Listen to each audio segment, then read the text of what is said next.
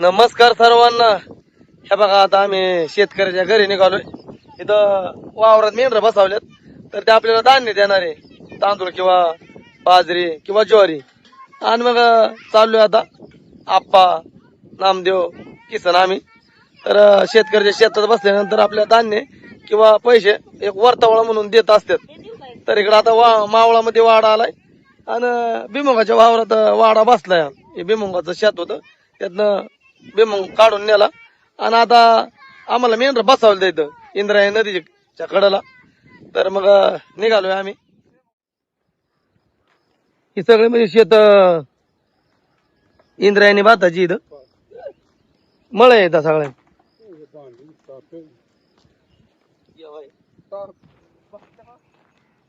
या साईडला गावी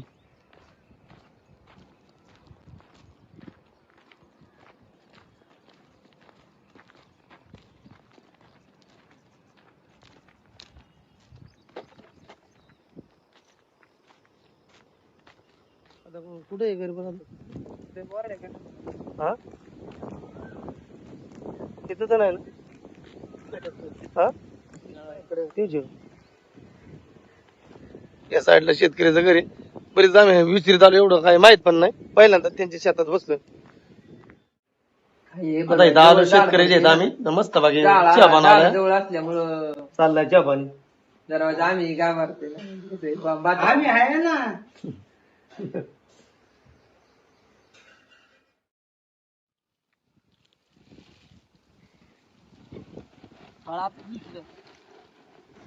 डबडा नाही तर बाबा नाही दुसरा गावठी आहेत मामा भुईमुग. आता हे आम्हाला वानावळा म्हणून शेतकऱ्यांनी भुईमुगाच्या शेंगा दिलते आणि मेंढरा बसवलेलं पैसे दिलते. ते म्हणलं गेल्या वर्षी शेतात आमच्याच काय म्हणजे धान्य नव्हतं का बापा. चालले दादा दादा वाटप करून घ्यायचं भुईमुगाच्या शेंगाचं. त्याला आपण म्हणतो का हो बापा, म्हणजे इंद्रायणी तांदूळ तरी द्या, नाही तर मग बाजरी तरी द्या. हा ना.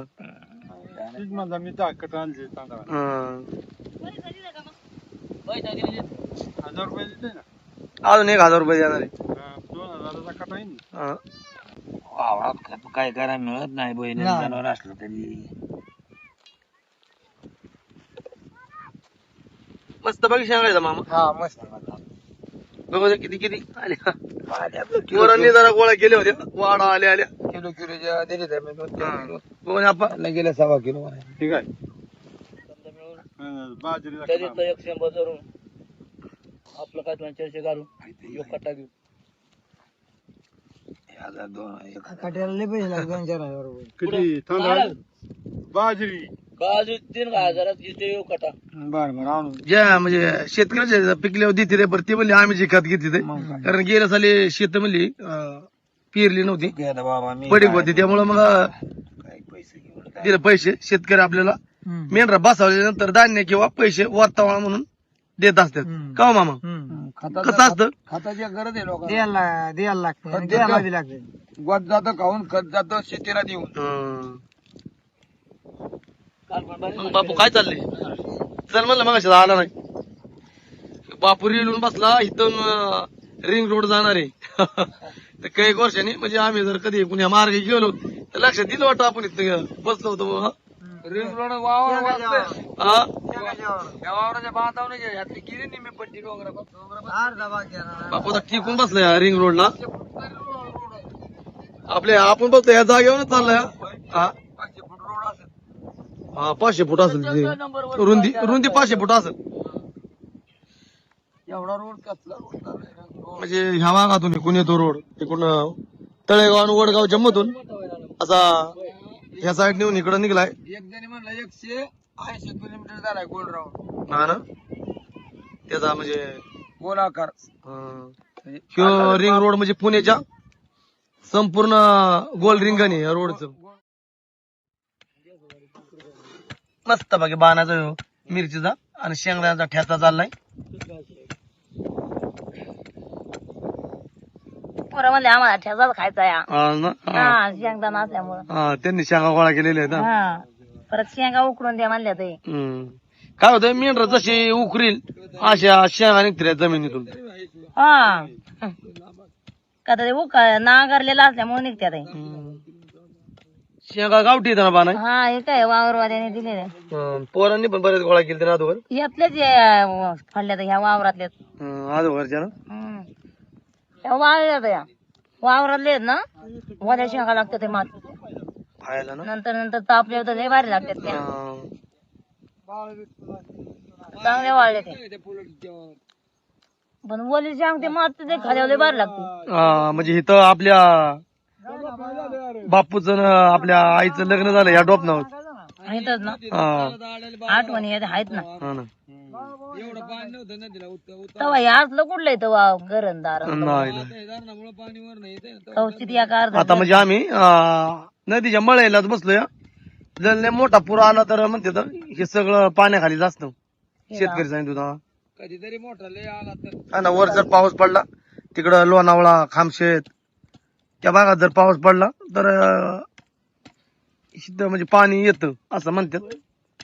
आता वर दुसऱ्या वावरात उचला म्हणजे हा तिकडं दुसऱ्यावर दुसरं म्हणलं इथं आता बाद झालं. पटांगण आहे का तिथं बाई? हा? पटांगण आहे हाय का? आहे. आता पाऊस नाही म्हणून हाय सवड नाही. हा ना. जर पाऊस थोडा माझ्या आलता मारता कोकणात झाला वाटतं चालू. चांगला आलता म्हणलं लागतोय वाटतं आज. मस्त बाकी बाणाचा ठ्याचा चाललाय मिरचीचा ठ्याचा. आम्ही पण आता शेतकऱ्याच्या घरनं आलो. खर तर शेतकऱ्याचं आपल्या मेंढपाळाचं हे नातं म्हणजे जमिनीशी जोडलेले.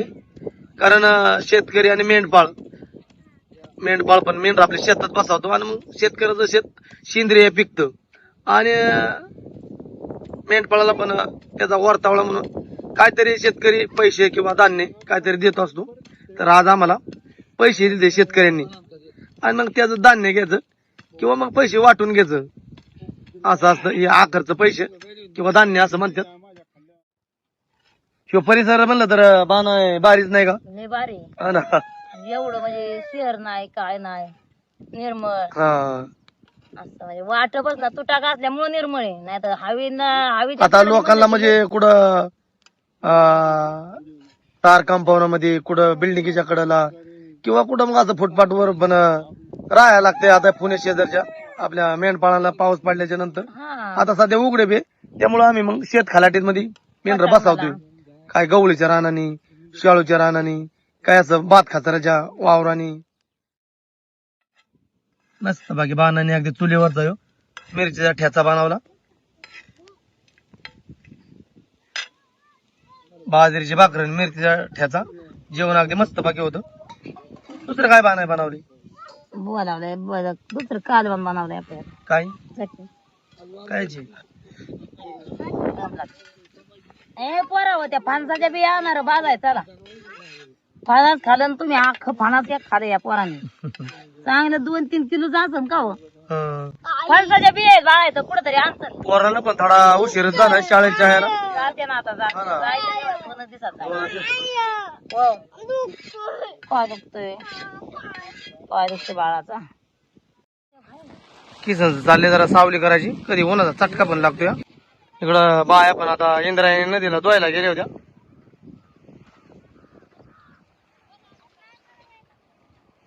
मस्त बाकी धुवून आला ना. इथं नदी जवळ असल्यामुळं पाणी चांगलं आहे. फणसाचे बी आहेत. कालच्या धरणं बाजायचं पोरांना फणस आणलं होतं. लय बिया निघल्या पण त्यातल्या एवढ्याच राहिल्या खायची तशी त्याची टाकून आता बिराड का उचलतात बाण उचलायच्या तसं झालं जेवण खावणं रात्री. हा ना. त्यांना त्या वावरात बसायची गरज आहे. लांब यायचं गावात जायला वापरायला हाय नदी चालली शेतकऱ्याला त्या शेतात बसायची लय गरज आहे. म्हणत आता ते राब का काय टाक हा ते हाय नदीत चांगलं. किसांनी चांगला आता पाल दिलं. हवा येते हिकून येते इकडे जाते तिकून येते तिकडे जाते लोम चढवल्यावर मग हे होत. मामा चला जेवाय चला की बसून चला दादा मामा चला पाटाभरात जडी नाही जड म्हणजे. झालं का जेवण मामी तुमचं? जरा मागं सर. किसन लय बारक्या पोरासारखं त्याला द्यायला लागते खाय. द्यायला लागतंय काय करायचं. दादांनी होय बा नाही दादांनी हांडा लयच भारी आणला हो हा, नाला बारीक पण बघा ना, घातला नाही असता ते. तांब्याचा बारका दीर म्हणजे पोरासारखाच असतो. हा त्यांनी पण मोठ्या भाऊजाईला आय सामान हा सांभाळायचं असतं. मागं सर आला. चेष्टा मस्करी पण करायला लागते. अंडा आहे ना यो घासाची लय मी मोठी भाऊज ही आईचा म्हणजे आईचा जागा म्हणजे चालवीत असते असं आहे ना दादा. असं करा ना असं. आईच्या नंतर मग मोठी असते ना मोठी भाऊज या अशा बाणासारखे कितीतरी असतील हा. मोठ्या भाऊज या मग काय जाऊ दे केलं आता मामाने. आज वजन घालून बघा त्यात. दादांनी 2 जाळे बनवले ना बाणाई. हा. आपल्याला एक बनवलं आणि मावशीला आणि त्यांना एक बनवलं. त्यांना सुटलं झाड बी. आपलं सुटलंय भारी. हे पण ते लय जड अर्चना. आपलं नाही एवढं जड. लय जड वजन जे त्याला. बघून अर्चना जाळ त्यांचं का आपले हा लय मोठं झालं. हे दादांनी जाळे बनवले याच्यामध्ये आपला पसारा असतो पाटे हारा काय भांडे कुठे पण या जाळ्यात असत. जाळ म्हणजे नवीन बनवायला लागतं. दादांनी एका आम्हाला बनवलं आणि एका मामांना चालले बाणायचं वाढायचं मिरचीचा ठेचा आणि बोंबलाई चटणी. बोंबले आहेत ना बाणाया. हा बोंबलेत आणले ते मामाने.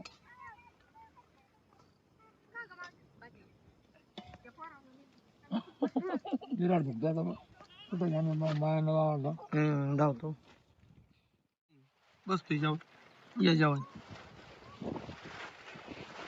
कसा काय ठेचा झालाय. एक नंबर आहे.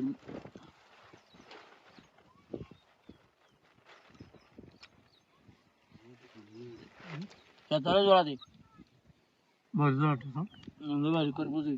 एकच नंबर झाला मिरचीचा ठेचा. आम्हाला जास्त मिरची आवडत नाही. मिरची मिरची कट आठवते ना.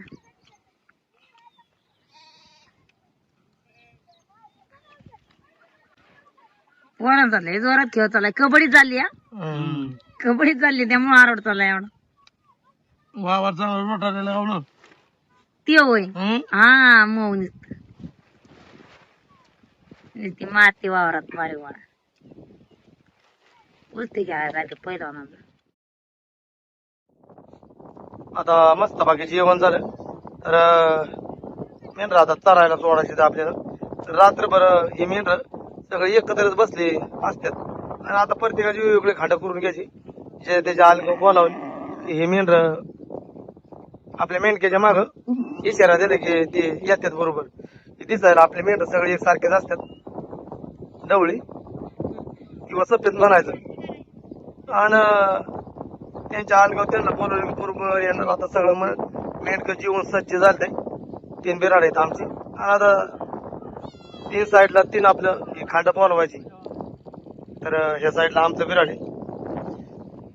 तर आता चाललंय लोकांचं मेंढर चारायची तयारी सगळी करायची. तर आता इकडं मी बोलावलं की इकडं आमची येणार. इकडं पश्चिम किंवा उत्तर साईडला आणि बापू बोलवेल पूर्व साईडला आणि मामाचे बोलावतात तिकडे दक्षिण साईडला. अशा ह्या अलग असतात. तर मामाचं बिराड आहे तिकडे दक्षिण साईडला. आप्पांचं बिराड आहे इकडं पूर्व साईडला आणि आमचं पश्चिम साईडला आहे. अजून एखादं बिराड असं त्याची पण साईड असते. प्रत्येकाची एक अलंग असते. धरली हा बोलू का वा ठर ठरवा ठरवा. आपले मेंढर बरोबर आपण ओळखू शकतो. वा ठरवा.